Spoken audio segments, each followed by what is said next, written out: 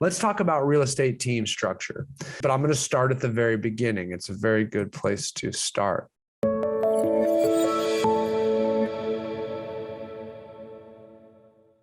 Any Sound of Music fans? Anyone? No, that's good. It's probably bad if you are. Don't admit it in public. Okay. This is our small team org structure. Okay, so we're going to start here. Now, for small teams, I can tell you there usually is a very defined way that they should start. Okay, a very defined way that they should start. You know, let's say you start the team. You're the person. You're the team leader that starts the team. Okay, rainmaker, whatever you want to call them, lead agent. They start the team. The first person you should hire, without a doubt, is an administrative person, someone to handle listing to contract and contract to close. Okay, that is where you start. Now, that's not where most agents start. Most agents go this way first. Why? Can anybody guess why? It's not as scary. This is scary. Why? I got to pay them every 2 weeks. Not scary. I only have to pay them when they close something, and it never really comes out on my bank account. So most people say, I'm going to hire this, 1, 2, 3, and they never do this. And guess what? They sink and they fail and they have high turnover and they struggle and they always wonder why they've never been able to join a real estate team. It's because they missed the first foundational building block that everything's built on. Make sense? Why? There's 3 things that a team provides as value to its agents. Number 1, it's leads. We got to provide them leads. Don't start a team because you want them to bring you business. Like, I can't sell much, but if I start a team, they'll all just bring me business. It's amazing how often that happens. It defies logic that someone would do this. It's like you have to have some sort of cult following or something. You know what I mean? Like, oh yeah, I don't know what you give me, but I'm going to give you all my business. Like, it's really weird to me. But again, you know, your mentorship's only going to go so far. Your charisma is only going to go so far. We got to provide some sort of leads here. Okay. And generally speaking, I say you've got to be able to provide them more leads than they can generate themselves. And I call that my matching standard. So if you want a successful, healthy team, you need to stay ahead of every single agent on it. Okay. You need to stay ahead of every agent, which means at the end of the year, if they've done 30 deals, more than 15 of them better have come from you, or you got a flight risk on your hand. That, my friends, is the secret sauce. It's amazing how many people don't know that. We can go into that in deeper detail later on if you guys want, but again, it's going to be on you to ask. But for now, we got to provide leads, and that's how many leads, enough to stay ahead of them. Okay. Number 2, we got to provide accountability, mentoring, and training. That's the easiest thing to provide. That's what everyone provides, some better than others, but we've got to provide accountability. We've got to provide training, mentoring, deal doctor answers, things like that. Okay, so leadership, if you will. And then number 3, you're going to need to provide strong admin support. Strong admin support, not, hey, I'm paying someone $200 a file to handle it for you. Admin support, that's weak admin support. Strong admin support is, you write an offer, it goes under contract, and you don't even know who the freak the buyers are until it closes. Maybe you get involved negotiating the inspection repairs. That's about it. Why? Here's why, guys. These guys are on reduced commission splits. More often than not, 50% commission splits. Okay? So if they're on that, for them to make more money being with you, even if you're giving them more deals than they're bringing, they're having to do more transactions to make the same amount of money because they're on 50% commission splits, let's say. So that's more work for them, unless all they're doing is writing offers and throwing it over their shoulder and it's getting handled. Then they can do 3 to 4 to 5 times more transactions a year. And even though they're on a reduced split, they're making 2 to 3 times as much. So you have to provide strong admin support, someone that takes it all the way, not just some journeyman transaction coordinator that you have to like give all your info to and then they put it in the computer. It's like double the work. You need someone who just takes it, owns it, reaches out, proactively calls your clients every single week to tell them what we've done last week, what's coming next week, has them do this. You don't even know what's going on unless they CC you on stuff. Hopefully they do that. See what I'm saying? Where they handle it like a good dental hygienist does for the dentist. You think the dentist has a clue how the appointments went? No. When it's time to see you, he looks at the hygienist report. He looks at the x-rays that were taken. He didn't have any of it done. Same with the doctors, same with lawyers. They all have that. I mean, if you want to be professional, that's professional. If you don't think you can do that and that's unprofessional, then maybe you're not the leader. Maybe you're a warrior, but just not a great chief, because you got to be able to train somebody else to the levels you expect, just like all those other professionals do. Make sense? Everybody get that? Hey, Brian. Yeah, Xavier. Javier. Hey. Yeah, Javier? This is Javier. How are you? Why is it Xavier? It should be Xavier. You don't pronounce that. That's how it's spelled. That's how it's spelled. It's either one. Okay. Hey man, I got friends that they're both those names, and Xavier spells it like with the X. Yeah, you can call me either one. Okay, all right. But hey, I had a question. So I understand what you're saying about this admin person, right? Yeah. How much would you have to pay someone like that to stick around? Because I mean, minimum wage is not going to get you someone that can carry a file throughout the whole process. Right. Well, and obviously will have to be someone that's licensed, correct? No, it does not have to be someone who's licensed. I mean, but you can always get them licensed. It kind of helps if they do, but they're not negotiating contracts. All you're really doing is, negotiating the contract for them, or you're taking the listing and then they're servicing it. They're not really doing any real estate activity. They're getting signatures and things, but you're usually negotiating the contract. Now, there are admins, once they get licensed, that'll totally even negotiate for you inspections and contracts. I see that happen all the time. And that's when an admin gets licensed and gets really, really good. But let me give you an example here. Let me just do some quick math. Carry the one. Okay. So I would say a good admin, depending on where you live, matters a lot on salaries, but you're usually starting 30, 35,000 a year minimum. And admin salaries are usually 12% of your GCI. That's your budget. 12% of your GCI. So whatever your GCI is, that's how much that you should be pouring into admin. Now, again, I don't think you need an admin until you get up to about 30 transactions a year.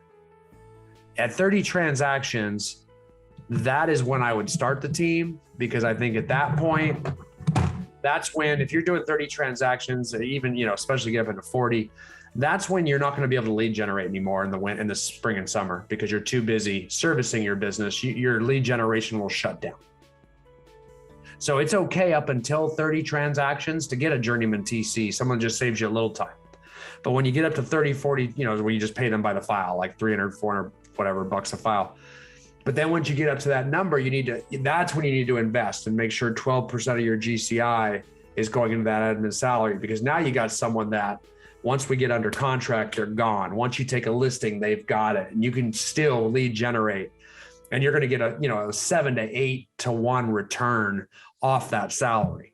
You're going to make that much money off it. You're going to pay that much to make a lot, 8 times it. That makes sense. Hey, Thomas. Hey, Apple. We were talking real estate team structures here.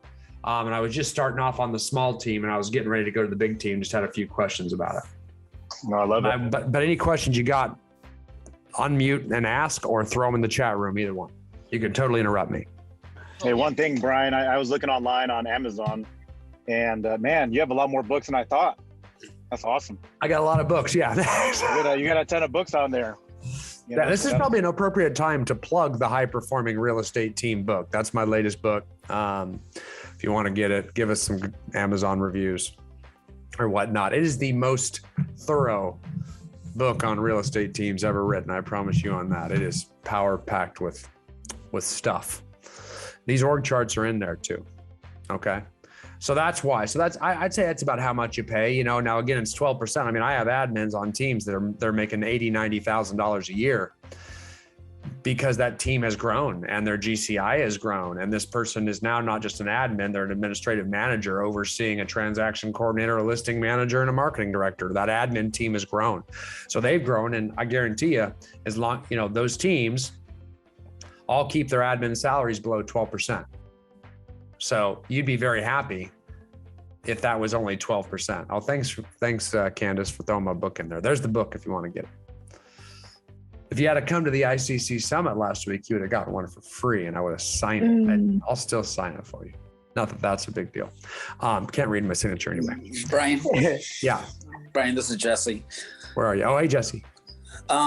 So the reality for me that came to is that I shouldn't even be attempting to do anything with building a team until I am totally committed to this 9 to 12 time blocking for prospecting, which I am. And that's really what I come to understand, that I shouldn't be fooling around with hiring anybody or any administrative admin until I'm in that production, like you said, 30 transactions.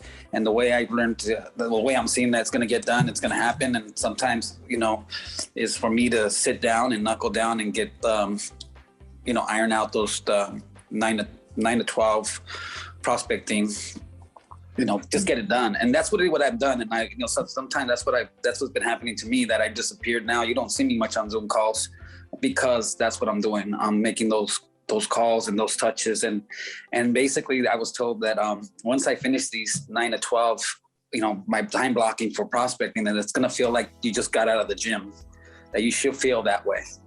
You should feel tired because you've been talking and really hustling. Let me, one of the best in the business at doing this. I don't know if she's doing it right now. I don't know if I can get Apple freed up, but Apple, if you free up, you could chime in on how good you feel after you lead generate and make some calls for 3 hours. Apple's as good as they come at doing this. Or she has been. There she comes. Hey, Brian. Hey. My favorite part is taking listening. Yeah, you're right. The result of the calls, the calls themselves aren't so fun. Yeah.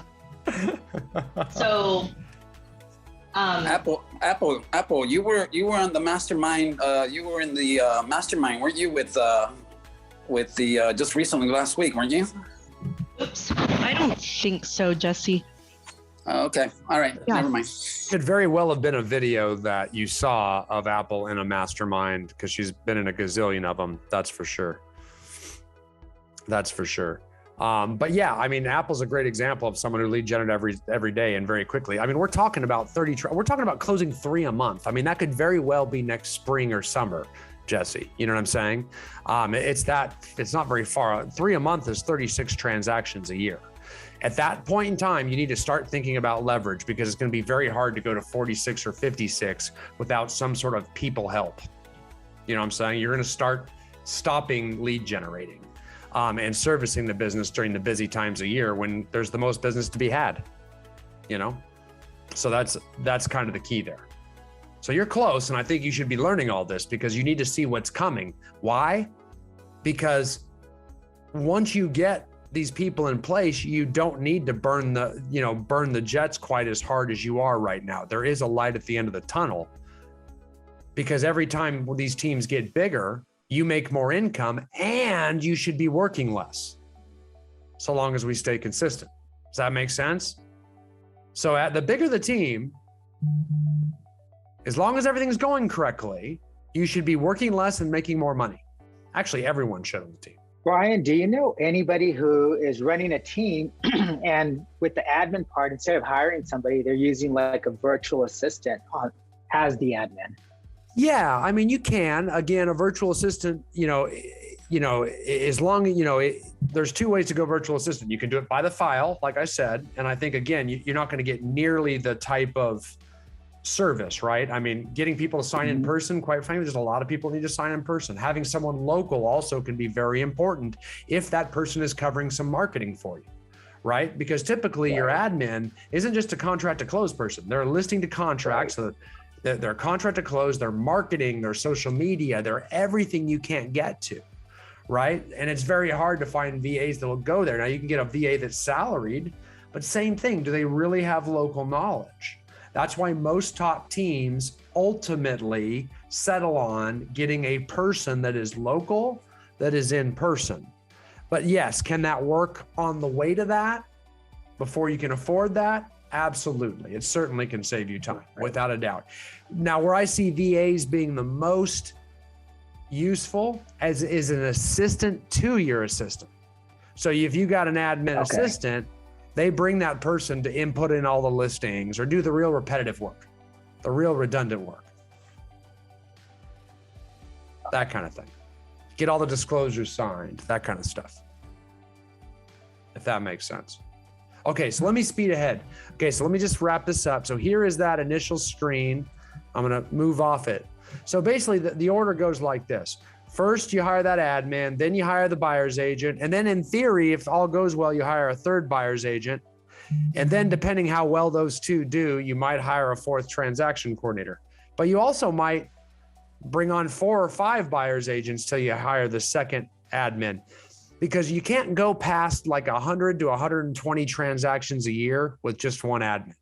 So it's however many agents it takes you to get there. Again, that may depend on your price point, where you live. You know, there might be a more volume centric area like Los Angeles, where the average price is up around 800,000. Or if you live in Iowa and your average price is 150,000, you're probably going to bring on that second person a lot more quickly. You see what I'm saying? So it just depends how many of these we need to bring on. In this, I put the average, which is, you know, you bring on 2, and you might just have 1 buyer's agent come on that doesn't really produce at a high level. For whatever reason, they might get pregnant. They might be going through divorce. You know, life happens, right? They may still have another job. So you might have to bring on a third. And that's what pushes you over that 100 unit per year mark. 4th, 5th, who knows? So everyone's different. There's not like, everyone's just not going to come on your team and be perfect. And successful team leaders know that. So they don't like have these strict regimented, everybody on my team's got to sell 2 a month. Like that's crazy, because that does not happen in real estate. You know, people have life things. You're going to fire people if they get like breast cancer? No. So stuff happens. You know, stuff happens. So anyway, that's your small team. Then you start moving into 2 types of mid-sized teams. And this is when we have to start making decisions as to whether you're going to go traditional or hybrid team. Okay. And there's 2 types of teams out there. There's traditional and there's hybrid. Here's a traditional team. And a traditional team is where we keep, so at this size, we pretty much have probably 3 admin over here, which means we're probably going north of 200 transactions a year now. And then our sales team's going to be split into 2 now. We're going to have buyer's agents and listing agents.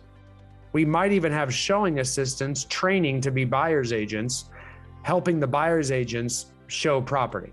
And they usually get paid somewhere between 10 and 20%. So the buyer's agents are just, you know, working 9 to 5. They're not working weekends anymore. They're not working nights because they got showing specialists helping them out. So that now a buyer's agent that could only close 40 transactions in a year could close 70, because we got new showing assistants always onboarding as the team grows, and they pay their 6 months dues, their year-long dues, help out, do a good job. Pretty soon they can be buyer's agents too. It's a great little training vehicle. So a lot of teams will elect to use showing assistants, but you don't have to. You could just use buyer's agents. I have a lot that do that too.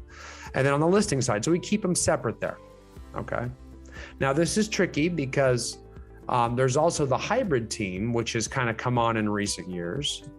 That has caused a lot of traditional teams to say, I can't compete, because if I try to recruit agents, they're going to go to the hybrid team, because the hybrid team says, come to my team because I'll let you do buyers and listing sides. I don't differentiate the 2. So you can come to my team and do both, buyers and listing sides. And that's the difference between the hybrid and the traditional. Almost all teams are one or the other. So when this started happening, this is much more recent. This started happening probably, I don't know, inside the last 10 years. And, you know, there's pros and cons of each, I see. But a lot of people will say, I can't hold up the traditional team because I'm losing recruits to the hybrid teams that are saying you could take listings too. Now, that's not a good excuse, because you shouldn't lose teams to teams because of that. You just don't know how to retain your agents against them. So, again, I'm just going to talk until people ask me questions. But again, same deal. The only difference between those 2 is we're letting them do both. Do you guys have any interest as knowing the pros and cons of each of those 2 structures? Anyone? Yes, Brian. Yeah, Please. I would agree. Yeah. Let's hear it, Apple. So I think we finally hit, as of today, we're at 100 closed and pending. Way to go. Excited. And it's October. Nice job. Yeah. So nice excited. Job. Congrats. So right now, I am the only one taking listings, with the exception of my husband when he runs into one. And then I've got 1 buyer's agent and 2 full-time assistants. And we just recently added on a TC to help me out right now. So How are you doing? How are you doing with your life balance? Oh, I think it's awesome. I mean, we were gone for 2 weeks, take my oldest to college. And then, you know, I haven't worked weekends and I don't know how long. So home every night for dinner. And I think it's pretty balanced, I wouldn't say. Good. Yeah. Okay.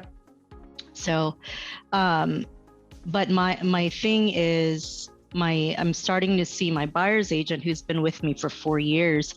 She is now starting to get some repeat business, and some of those are listings. And as of right now, she's okay with it, that I'm the one that it just gets passed on to me, and she gets, you know, we've got an agreed split on that. But I can, on our weekly meetings, I can hear in her voice that she is curious on taken on these listings. And so I'm still at the traditional way of buyer's agent, and then myself as a listing agent. And then I want to grow it that way to where it's separated. So I can do that. This is great. So let's do a little diagnostic on this. You guys are going to learn so much from this. This is good because you're at a crossroads right now, Apple. You're getting to a place. You're not quite there yet.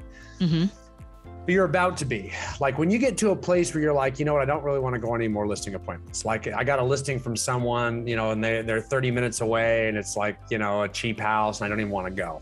Right. When that happens, that's like, like we know that you're getting overloaded because you're starting to discriminate on your listings too much. You know what I'm saying? Right. So at that point, it's like, do I bring on another listing specialist or do I allow them to start doing both? You know what I'm saying? Now with, you know, there's also another thing is we could, you know, how many buyer's agents you got right now? Just her. 100 transactions between the two of you? Well, my husband does some too. Oh, that's right. Yeah. How many is she going to close this year? She is, she will close 20. She'll close 20. How many of those were generated by the team versus her? 85%. Team? Yep. 15% her. Okay. Yes. Does she know that? Yep. We just went over it yesterday. Beautiful. That needs to be on your team scoreboard every single week because she won't know that unless you keep that proactively in front of her, right?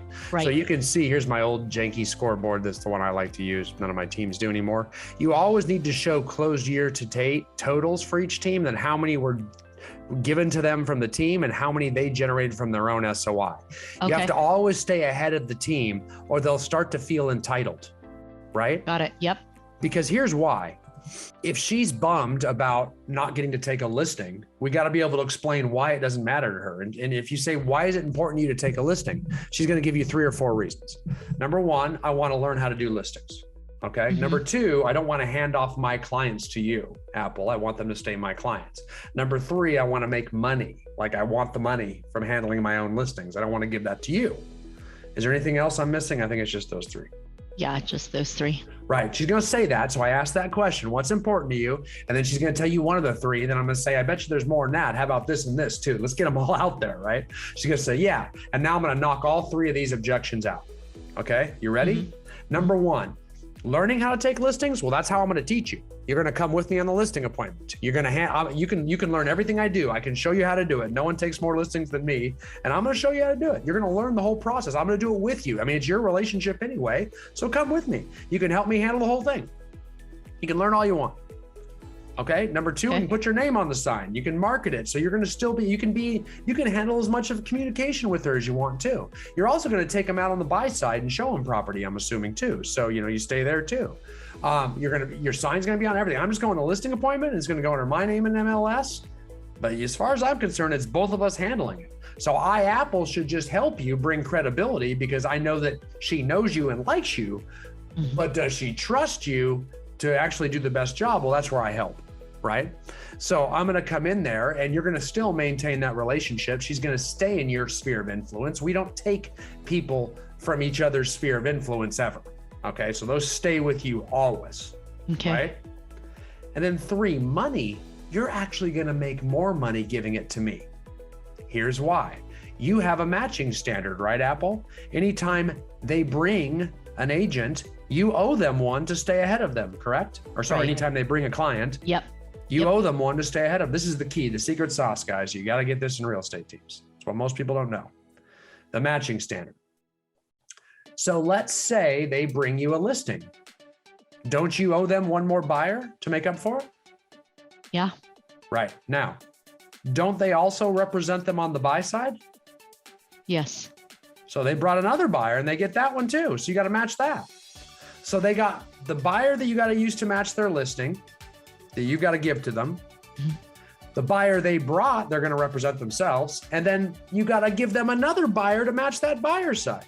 Right. So you got to match the listing side, you got to match the buy side, and they got the buy side. They've got 3 sides. All you get is the freaking listing. That's my bad pinky. See what I'm saying? So don't get sick, but it is broken. That makes sense? Yeah. If you weren't involved, they would just have a listing and a buyer side. You see what I'm saying? Yeah. Yeah. So because of the matching standard, you're actually always going to stay ahead of them.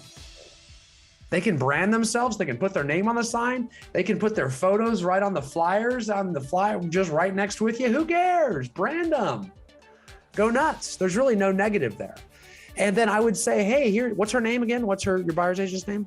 Cassie. Oh yeah, Cassie. So I'd say, hey, Cassie, here's the deal. I mean, if you get to a point where I cannot match you, like at the end of next year, if we have 30 closed transactions and more than 15 of them come from you, I might start letting you take listings. Okay. She might start being your lead buyer's agent. Who cares? Wouldn't you be happy if she brought 15 transactions to your team? Yeah. Heck yeah. Absolutely. And wouldn't she be great at helping you recruit, retain agents in the future so you didn't have to do that? Yes. Yeah, so that's how someone qualifies to move into the lead sales agent role, is they actually start producing at a high level and most importantly, bring their own business to the team. Then you can cut her in on a 5 or 10% override off all the sales of that team. So now she gets her own sales because she can keep selling and she can maybe pick up 5 to 10% off all of the rest of the teams, not yours, but all the other agents' sales. Right. And she's in charge of recruiting and retention. If she'd be someone that's good at doing that. You see, or want to do that. And I'm not sure she is, but you know better than me. Yeah. So you see what I'm saying? So you actually create that path for growth. But, for someone like Cassie, if she were to get mad and say, hey, I want to go to this other team because they let me take listings, you know what they don't do? They don't match leads. Right. You see what I'm saying? Like if she were to leave you, Apple, she would lose 85% of her income. Right. Yep. And she's got to know that. Every time in that team meeting, I wouldn't talk about it, but I'd have it up there. Year to date, you've closed 2 and the team's giving you 13. Like I want her to see that. I wouldn't go over it every time, but it'll be up there. She'll look at it and she'll remember where her bread is buttered. Like, oh, I'm pretty happy I'm here. Because if not, I'd have 2 deals. Yeah. Yeah. Does that make sense? And I'd lose the bulk of my business. That's why that's so crucial.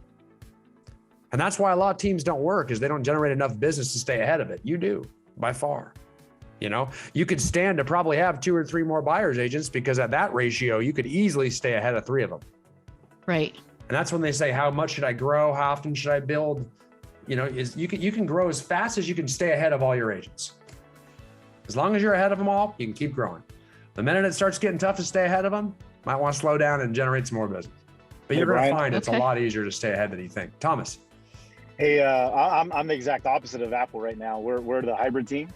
Right. Okay. And same thing, we're right around the same numbers. I think we're at 105 right now, close year to date. So ours, for us in the beginning, when I first started the team, coming over from Kevin and Danny's place, back to KW, pumped a lot of money into leads and things like that. And what I found out is my team just, some of them convert well, but I was just spending thousands of dollars a month and, they were just kind of falling through the cracks. And I was like, man, so I cut that. And we kind of did, our team is structured now off of that book, 7L, 7 Levels of Communication. Yeah. So we do the events, throughout the year. So that's kind of our value proposition, because I really looked at our team and very heavy SOI base. And so myself, I'm trying not to sell over 50. And so I'm 43 right now, and 90% of those are listings. and I've given another 20 away to the team. But looking at growing and stuff and accountability and different things like that, I mean, our goal, I want to push over 200 next year. And with that, obviously looking at pushing more in Google and different lead sources for some of that. And push the SOI harder. Push the SOI harder. Yeah. You know what I'm saying? And that's my good friend, Michael Mayer with 7L, because he's a Kansas City boy. And that's, or used to be at least. And that's, to me, that is the foundation, is when you set up that matching standard and you put it on the scoreboard and you talk about it all the time, you're telling them they need to bring business to the team from their own SOI. So what do you do to help them grow their SOI? What type of client events do you put on? Do you have them doing annual reviews? Do you help them with their mailers and doing all their, 30 to 40 contacts to everybody in their SOI? Are you ensuring they're growing their SOI? Because that's how they're ultimately going to build their business and not feel like they're going to lose their identity with you. You're saying, no, it's your SOI. I want you out in front. Me, Thomas Curtis, or Apple Corial, we're going to stay way in the back, almost like a broker, and put the agent's name and face out in front. Our team branding is going to be kind of small, because why? Because we don't know your people. You know your people. So we want you to be out in front of all the marketing to connect with them. So if we have a client event, I want to see all of your guys there. I don't need a lot of Thomas's people there. My SOI is fine. Heck, I'm trying to take less sales. These events are for you, right? So, and you build that foundation. That's the right way to sell real estate. And it's the way they really feel like you're in it for them. You know what I'm saying? You're putting them first. And it doesn't cost you as much money if you do it that way. Like I'm right with you. That's the way to do it, Thomas. I'm telling you, that's how you do it. Yeah, I just kind of, we really sat down and looked at the temperature of the team and looked at, where they're predominantly wanting to go. And I was just pouring money, it was just getting wasted on leads that nobody was. I mean, you could poll all the real estate agents and say, hey, who would you rather work with? Would you rather try to chase down people you don't know through prospecting or, converting online leads? Or would you rather develop a book of business that came to you from people you do know? Everyone's going for the second one. Yeah. Everyone. So if you want a value prop that attracts talent to your team, make sure that that's part of it. You can do the other stuff. Don't get me wrong. I mean, you can certainly do that to help supplement their business. I'm not saying you shouldn't do that. You should do both. But make sure you don't forget the SOI, because that's the hard part. They often just overlook the SOI and try to go for the low-hanging fruit, the people that want to buy right now, even though they don't know them. They don't do the long-term work, the SOI. So you're always going to battle uphill and say, no, I know you don't like calling your people. I know you don't like staying in contact with people because they don't want to buy or sell right now. I know you don't, but for you, I'm going to make you do it, because that's how I built my business. That's how I want you to build your business. Yeah. So that's where you become the mentor. So like accountability and stuff, I know, at the summit this weekend, this past week, I mean, there's a lot of great stuff there, but accountability for things like that, because less than half of our team, does over 10 transactions. There's maybe like 4 or 5 people who really produce. And we have 2 that are, give or take 15 to 20, go 3, give or take. So, as far as accountability and stuff, you recommend any good stuff or any fun things to keep it going when, things are starting to go dry a little bit? Thomas, how many events have you done in the last 10 months? I mean, so normally a year we do like 4 events. Like we do well,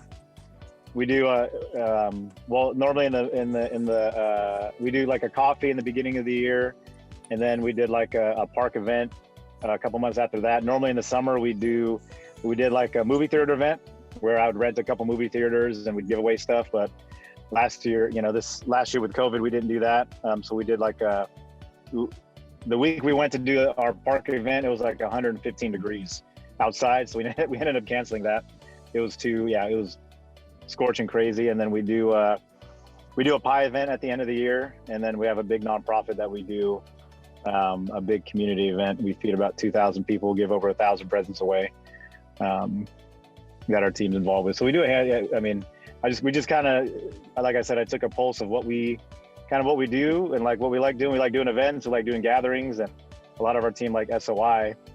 And we just haven't, honestly, to be transparent, we just haven't done well with pushing the team, like my admin does it for me, but pushing the team accountability wise, like, hey, we use a 7L, so 6 weeks before we have a structure, but to what they need to do to invite, and then after what they do, but hardly any of them do it.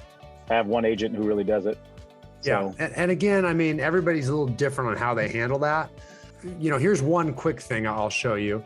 This is, and I just shared it in the chat room so you can download it. This is called a lead generation contest, right? And this could be for like 2 months. I always recommend this for 2 months, where you actually get points for different things you do. And these are activity-based indicators. Every day, do we start the day with your gratitudes, workout, prayer, or meditation? Something healthy to start the day. You get 2 points for that. And then do you follow your morning schedule in your calendar? Do you complete your Facebook 10-10-5, right? 10 likes, 10 comments, 5 post shares. Do you make all your inventory pipeline lead follow-up calls every single day? Are you following all your leads in the inventory pipeline? Do you make your 5 sphere of influence calls a day, or whatever number that is for you? This is totally editable. It's a Word document, so you can change around. Do you host 1 open house a week? You get 7 points for each open house hosted. Do you conduct an annual property analysis with some member of your SOI? 7 points for each Zoom or face-to-face APA meeting. Do you create and post social media content? 7 points for 4 posts in a single week. 3 personal, 1 business. And then you get like a player's choice category down here where you can, you get 10 points for any of these that you do. Speak with 20 SOI members in a day, use video to send a message to someone or share property info, conduct a buyer consultation appointment, get a buyer exclusive agency agreement signed, get 5 Google reviews in a single week, get a video testimonial for a past client, or put an offer under contract. Any of those will get you 10 points. So you have this contest, and at the end of like 2 months, cool. Yeah. So it gives you a little bit 2 months. I wouldn't do it any more than 2 months. You might even just do it for a month, because once someone gets kind of ahead, the rest quit. So you don't want it going on for 4 months. So like a month is probably even better than 2 months. You just do one every single month. You know what I'm saying? And you just keep doing it, and you give something away, or, if you got a vacation house someone has that you can let them use, or something, you know what I mean? And that's a way. Yeah, we're doing that right now, Brian, we're doing that right now. I'm giving an iPad away. There you go. So our contest ends the week of Thanksgiving. But I didn't put, ours is open escrow, listing appointment, buyer's consult. So I didn't put the morning routines, and I love that stuff. Yeah, you could spruce all that up. Yeah, same thing. We have a couple people who are kind of running away, and some of the teams are just deflated. I'm like, come on, guys, shoot. Yep, I just threw it in the chat room, so you should all be able to download it. Yeah, it's 2 months. We did ours. As long as you're not on a phone. Phone and Zoom don't work very well. Yeah. So you've got that. And then the other thing, is you have a team scoreboard or a dashboard. That's the other, that's the 4 disciplines of execution. I mean, it's kind of, the way that I handle SOI. I mean, again, this is an old scoreboard, but, SOI contacts, how many do they want to make each week? How many people do they want to add to their SOI each week? And it might be, if you've got a client event, we might use a client event contact plan, and then I would actually make the contacts on the scoreboard relate to the contact plan. So let me show you what a client event contact plan looks like. I think most of you have seen this before, but every week, the key is to have a team meeting every single week. You got to have that. I mean, that's any book on leadership is going to tell you that. And then you should have a dashboard. Any book on leadership is going to tell you that. And what I would have is team meeting agenda. So you always have new business every single week. And if you have a client event coming up inside of the next 2 or 3 months, you have a client event contact plan. And these are the 12 weeks. This is designed for 3 months leading up to a client event, right? So you have save the date email, save the date mailer 3 months out, right? Then you start your invitation phone calls, so you're going to have your invitation phone calls the whole time because you have 300 people in your SOI. Let's say you call 2 people a day, makes it nice and easy. You could be doing it the entire 3 months, and all you're doing is calling and texting people, inviting them to an event. The first month, maybe it's just save the date for the event, et cetera, right? So you're going to do that. And then, along the way is going to be different touches. Like you might do, save the date with your SOI with a person, a direct message on Facebook. Then you might mail out formal invitations. Then you might email formal invitations. Then you might do direct personal message formal invitations. You might post the event on a Facebook page. So you're diversifying all your contacts, just like any SOI contact plan, right? Just like you do the 33 touch. You share the event info on your Facebook page and your personal Facebook pages. Then you send an event reminder email, a bulk text event reminder, slide dial straight to voice message reminder, then a lot of reminders the week. And then afterwards, thank you email, thank you letter, thank you Facebook post where you tag all the attendees. So you get a bunch of social media traction. I think you guys saw that demonstrated by me pretty well after the ICC summit. We tagged everybody and everything. And I think it's still going viral on Facebook, 5 days later, because we tagged everyone that was there.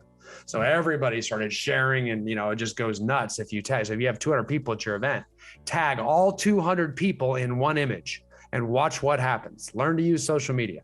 It'll go crazy. You'll have touches on people for 4 or 5 days straight. It'll go viral. So you just do a photo dump and tag everyone. And that's your client event contact plan. Of course, then you take those contacts every single week and you're meeting as a team. And what you're doing is you're trying to explain to them, and every week, did you make your SOIs? So your contacts on the dashboard that I showed you, where you're making, let's say 5 a day, 2 a day, whatever you decide, it doesn't really matter. I don't care if you just do 2 a day, it's still something. And you're going to, they're all just invites, even though it says SOI contacts, these are all going to be invitations to the client event leading up to it.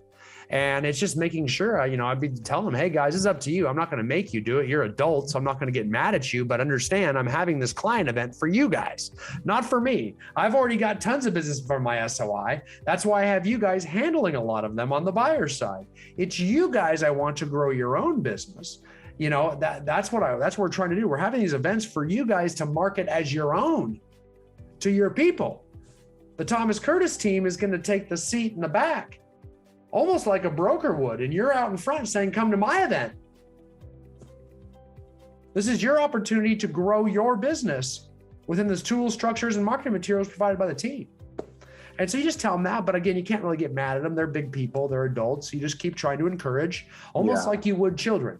You know what I mean? Like you don't get mad, you don't fire your kids when they don't do their homework. You just try to keep encouraging. You know what I'm saying? So it's very much one like thing I pulled out of this weekend. What's that? Yeah, one of the biggest things I pulled out from the summit this weekend, from all the successful people there, it's, everyone's doing something. I mean, they're just doing it, right? So the successful people are just doing it and being consistent. Right. And I mean, it's not anything crazy. It's no special fairy dust. They're just doing something and running with it. And they're all having problems with agent accountability, I promise you. Yeah. Oh, yeah. Thank God, or they wouldn't need us. It's just always going to be a small percentage that does what they're supposed to do. Don't expect your whole team to sit there and just do it all the time. If you can just move that needle a little bit, like get them all doing a few more contacts, you're doing good. If just 1 or 2 recognizes and wakes up, and some will do it now and some will start doing it next year. It's just the way it is. But you're just always there like a good parent waiting for them to respond to you. But don't get too beat up if they don't. Yeah. Okay. And then, I'll just wrap it up real fast here. I just want to make sure I show you these last 2 org structures. Large team. This is a traditional structure where we still split buyers agents and listing agents. Okay. Now we're going to start bringing in inside sales agents typically to help nurture those online leads so that we can actually then start delivering very warm leads, if not appointments, to our sales agents. And of course, the admin staff grows out. And this structure works very, very well. And then you can also do it on the hybrid side just as well. That hybrid structure, same deal. It just kind of keeps growing out as well also. And here's what that looks like. You can see here, same thing, ISA down the middle, same big admin staff. And now we got, less agents doing more, both buy side and list side. Same deal, it's just gotten larger than our previous one. Now it can even go further. And we got a lot of teams that do this now, just to show you the sky's the limit. And typically when we get to those large teams or the team structure I'm about to show you, for those of you that were at the summit, you saw Rick Filler talking a lot, Jake Rockwell, those guys are totally out of production. And their teams look like this. This is called an expansion team. and some of them expand, like Rick, most good expansion teams, in my opinion, keep it pretty concentric. In other words, they just kind of start expanding in their general area. They don't jump across the country and make it tough. They just kind of widen their circle of where they are. Like Rick Fuller's team is all over the Bay Area in different cities. So he's got different pods working in different cities. And it gets really, really intricate. Now, Rick has not listed a property in years. He hasn't helped buyers in years. He's completely out of production. He does meet with them every single week, but he's freed up. He coaches for me, trains for me. And this team, to a large extent runs itself now, but they get very, very big, very, very structured and very, very intricate. But again, he makes a ton of money and he doesn't work much in this. In fact, so much so he's into other endeavors trying to earn income. So you talk about always having something to learn. That is monstrous right there. That gets really, really, really big. So that's the idea behind it.